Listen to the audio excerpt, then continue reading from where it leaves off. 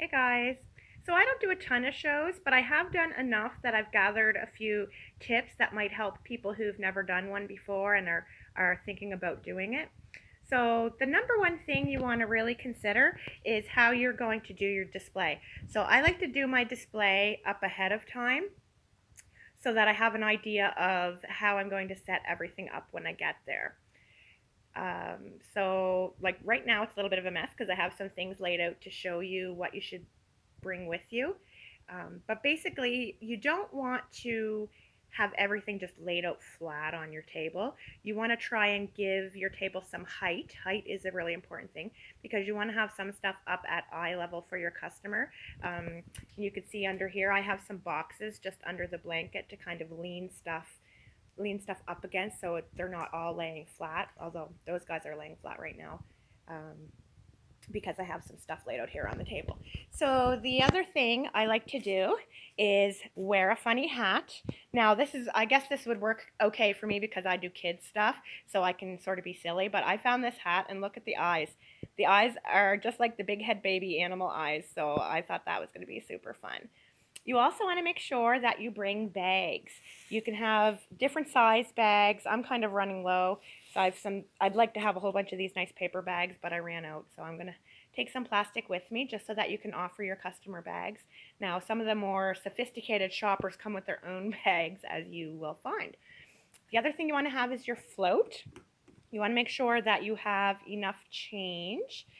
You also want to have like a notebook, a pen, because you want to be able to keep track of what you're selling.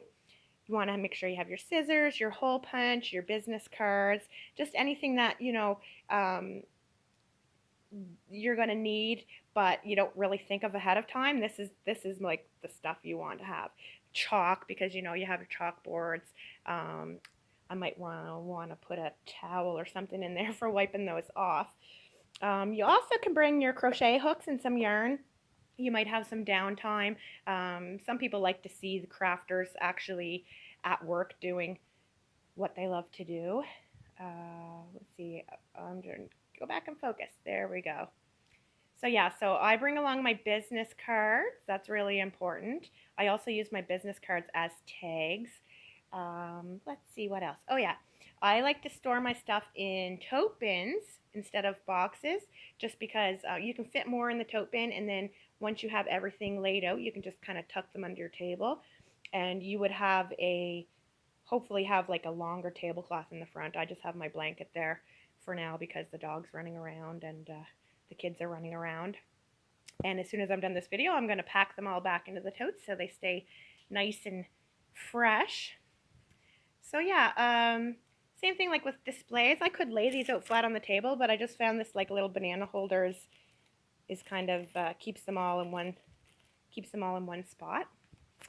So yeah, I'm trying to think, is there any other tips? Oh yeah, you want to make sure that you are trying to be friendly and engaging to your customers or your potential customers, I suppose. I'm somewhat shy, and a lot of people are somewhat shy, but then there's other people that are really outgoing. I tend to be somewhere in the middle. But if you're bringing stuff to the craft show that you absolutely love, then you shouldn't have any problem talking about it, right? Like, this is my art. I have no problem talking about it, answering people's questions. So the main thing is just to be friendly and engaging. Don't just sit there and hope for the best. Yeah, so I guess I would just say if you're thinking about doing a craft fair, just do it. You don't have to have a ton of stuff the first time you do it, but it's good to have the experience. I just absolutely love the whole atmosphere. I'm actually at the point where I don't even care if I sell a whole lot. I just like going and being kid free and dog free and just having a me day. So, yeah. If you have any questions anytime about my patterns or anything that I'm doing here at Amore, you just send me an email or a message and I'll be happy to help.